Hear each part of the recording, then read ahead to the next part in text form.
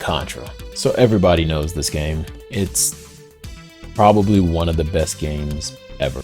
To me, this is the best Aliens game ever. I know, there's a few that can make the case for isolation, but to me, this is Aliens.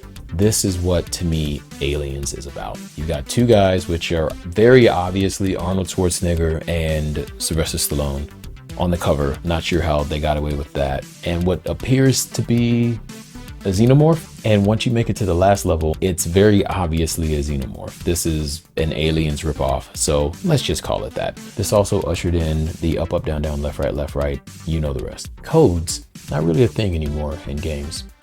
So Contra actually came out in 87. 88 was the NES version, which is far superior to the arcade. Anyone who's played that arcade knows what I'm talking about. It's Contra, I guess, but it's not Contra. Let's go ahead and get into that now. So one of the things I definitely remember about this game is the fact that I could not get that code to work like most kids, because someone always gave you the wrong iteration of what it was. Once you finally got it though, you felt like you were a god amongst men. Okay, so here's our very simple premise. Aliens are attacking and you gotta kill them. I can do that. So nothing too strenuous. There's no maps or anything wild that you gotta sit down and write out yourself, a la Metroid. Not hating on it, but I just had done so much of that growing up. It's like, cool. Weapons. That was the other thing that this game had over most other arcade type of shooters.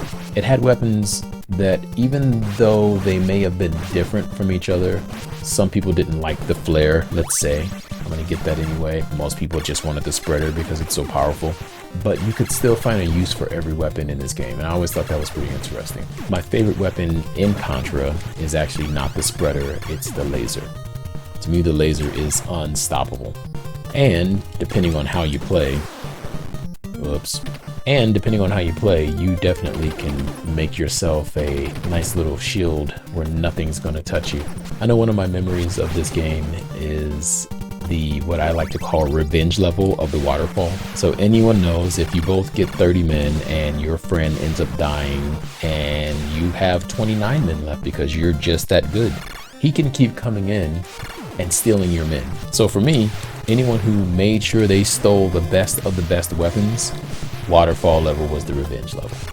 Because all you have to do is keep jumping. Yeah, keep jumping and keep jumping. And there's no way that that person can keep up with you. You just murder them. Now, of course, you don't get very far doing that, but you know what I'm saying. So here's that whole thing that I really like about the laser. This right here. So let's see how powerful that is. That's why I like the laser. If you have a turbo controller, which, you know, wasn't cheating back in the day, you could get through the majority of this game with just the laser. Yes, they have to be close to you, but still. I also really enjoyed how the game decided to switch up what it didn't have to do. If we're being realistic, it's fun without having to do anything other than just run and gun from the side. Okay, so something else about Contra. Not easy. Not an easy game. Fun, not easy though. I hadn't seen any games at the time, or even after this, other than another Contra title, that did this type of 3D perspective. I thought that was really cool.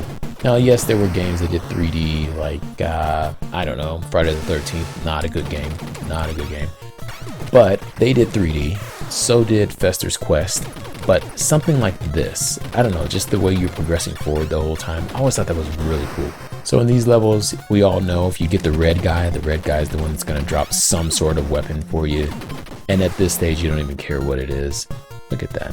What is happening? I'm not gonna go too far with Contra. I could sit and try to beat it. We all know it's a great game. One of the best ever. Really have nothing bad to say about it, other than maybe some of the sequels were not so good. Maybe all the sequels weren't so good. Well, I can't really say that. Alien Wars was amazing. That's it for Retro Bites.